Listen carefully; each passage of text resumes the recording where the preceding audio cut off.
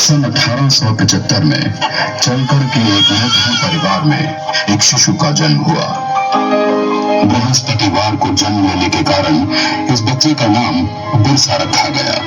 किसे पता था कि एक दिन ये बालक जंगलों में रहने वाले समाज को उनके गौरव की याद दिलाने वाला बिरसा मुंडा बनेगा।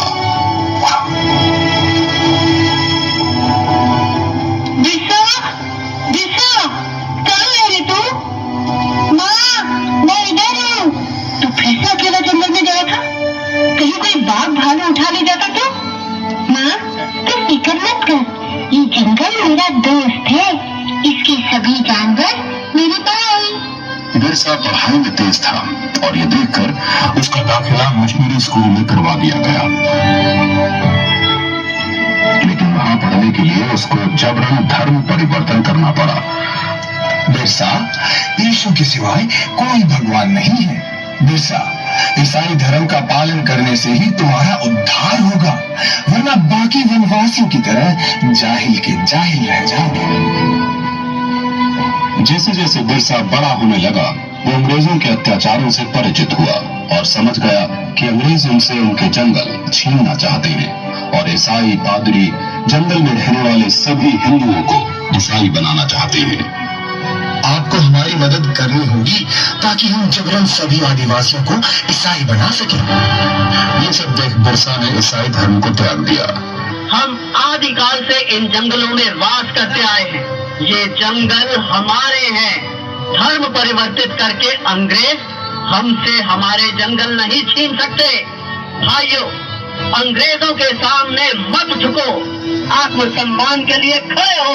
बिरसा के अनुयायी गांव-गांव में जाकर बिरसा की इस शिक्षा का प्रचार करने लगे। उसके कहने से वनवासियों ने अंग्रेजों को लगाम देना बंद कर दिया। ये सब देख अंग्रेजी हुकूमत तिलमिला गई और उन्होंने बगावत भड़काने के जुर्म के लिए बिरसा को 2.5 साल की कठोर कारावास की सजा सुनाई। लेकिन बिरसा का आंदोलन अब रुकने वाला नहीं था। न वनवासियों ने लगाम दिया, न बेगारी की। बिरसा के छूटने पर सारे वनवासी उसके गांव में इकट्ठा हो गए। बिरसा की क्रांति की पुकार से सिंहभूमि, छायबासा और रांची के जंगल गूंज उठे। अब वक्त आ गया है जब हम अपनी जमीनें अंग्रेजों से वापस लेंगे और एक नए सतयुग का आरंभ होगा। हम इस धरती के पुत्र हैं और यहाँ हमारा राज होगा। बिरसा गांव-गांव घूमकर अंग्रेजों के खिलाफ मोर्चा बढ़ाने लगा। बिरसा के अनुयायी तीर कमान से लड़कर भी अंग्रेजों की बंदूकों पर भारी पड़ने लगे। वे जंगल से आते और अंग्रेजों को मारकर गायब हो जाते।